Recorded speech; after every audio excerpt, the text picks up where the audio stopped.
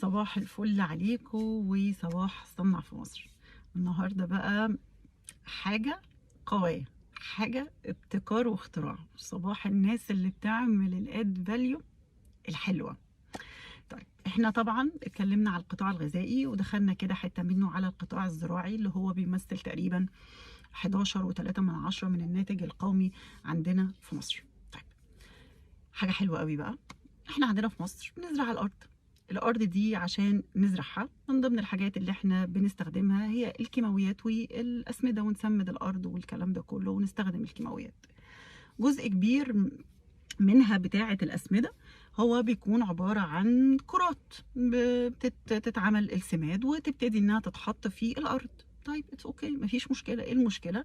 ان جزء كبير من السماد دي بتبتدي ان هي تتحلل في المية، والزيادة بتاعتها بيبتدي ان هو ينزل في مية الصرف، والمزارع يبتدي كل شوية بيقعد يسمد المحصول لان في جزء كبير منه بيحصل له فقد في مياه الصرف.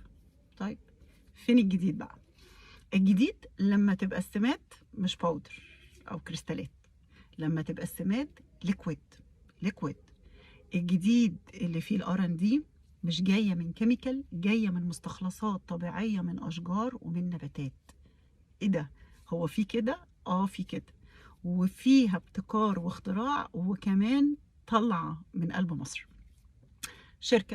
الشركه دي قدرت ان هي تتوصل للفكره دي، وعملت حاجة مهمة جدا كمان، مش بس ان هي فكرة ان هي مجرد بس ليكويد فقط لا غير، هي جاية من نباتات طبيعية.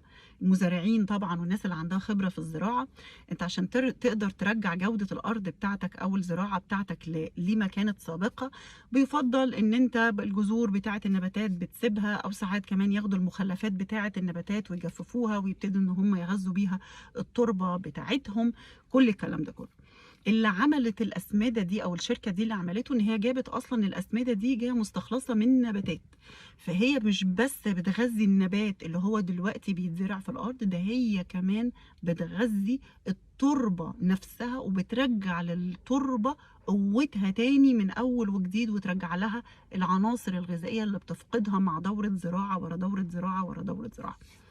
الحاجة الحلوة كمان اللي فيها في التكنولوجي في النو هاو، غير ان هو فكره ان هو ليكويد، ان هو بيبتدي يمسك بجزيئات التربه، فالنسبه بتاعه الهدر اللي بتنزل في ميه الصرف بتبقى اقل، فانت بتحتاج كميه اسمده اقل في الدوره الزراعيه بتاعتك بما يعادل الربع.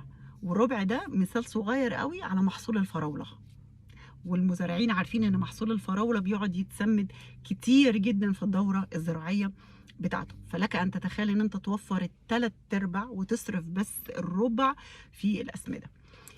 تاني حاجة كمان هي عملتها ان هي كمان مختلفة، غير انها بتطلع للارض الحيوية بتاعتها، هي فكرة الاستدامة للارض وفكرة استدامة للبيئة، وان انا اطلع المنتجات اللي عندي دي كلها جاية من منتجات طبيعية، وتقدر تعملي استدامة للنظام البيئي. ما بيتأثرش اي حيوان بياكل من الارض دي او تعرض للارض نفسها او المية اللي طالعة منها، ولا بيحصل له اي تأثير ولا اي طير، وفي نفس الوقت بترجع العناصر الغذائية للتربة.